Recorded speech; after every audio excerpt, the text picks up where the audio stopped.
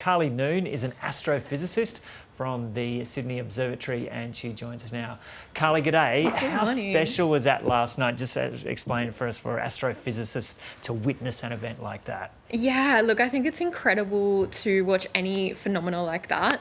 Any time that we can connect to the sky is amazing, but to be able to see such a special event like this, everything was perfect. The weather, the timing, the fact that we had the supermoon and the eclipse at the same time and we could see it here in the southern hemisphere. All of these things made it so special. Okay, so as we take a look at some of these beautiful shots, just talk us through in layman's terms what happened. Yeah, so basically the moon is sitting opposite the sun, the earth smack bang in the middle, and as the sun and the moon kind of come into an arrangement with a conjunction, basically. There's another word for it called syzygy. It's a fun word to say. As they come into that arrangement, the Earth's shadow is then projected onto the moon and the moon's surface. And there's a few different sections of the Earth's shadow. There's kind of the outer shadow, which we saw very early on, which we can see in the footage now. And then as we got further into the eclipse, we got more of that darker, deep shadow, and that's what created that red glow on the surface. Yeah, go into that in a bit more detail for us, why it gets the red glow.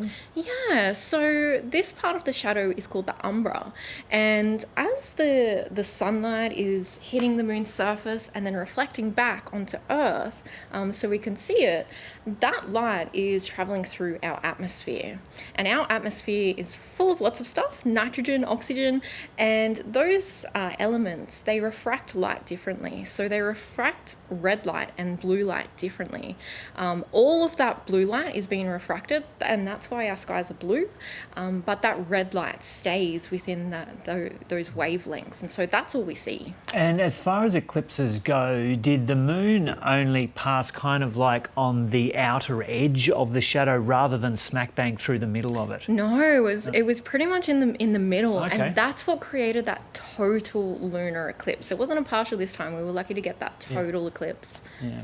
And I was watching a live stream, and a couple of live streams, and I noticed that the scientists or astrophysicists kind of basically left the room when totality was happening, presumably so they could go and witness it themselves. Were you involved in something like that? Yeah, look, I was busy. I had work to do. I was sharing this moment with so many people who were tuning into our live stream at the Sydney Observatory.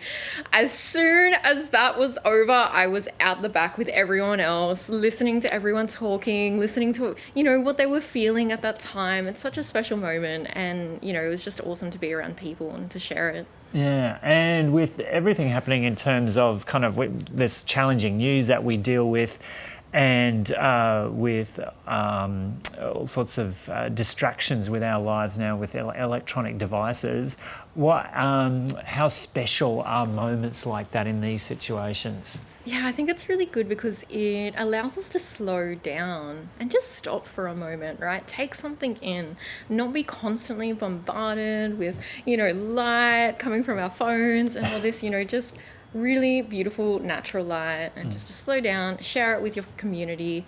I think it's just, a special moment to be able to do that. And is that about as red a glow as you'll get with one of these kind of blood moons, or is it when we see more in the future, is it likely that some will be redder than this one or not? Yeah, not really. This is about as red as it's going to get. Yeah. What I noticed when I looked at it with my eyes, I couldn't really see that red glow.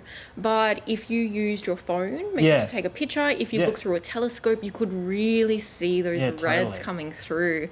So I think it depends on how you're looking at it, but also where you're looking at it. If you get it a little bit further away from light pollution, you'll also see a bit more of that red. And when will we see the next one? Not for a few years. There will be one in the Northern Hemisphere next year, but for the Southern Hemisphere, it's going to be about 5 years away. And I thought with those the blood moon, you'd go for a red tinge in your hair, and you went for green instead. Why aren't you on theme? No, I'm waiting for the green moon. I'm sure it will come one day. You bring it on. Okay, Carly Noon, thanks so much for coming in and having a chat to us. Thank you, Joe.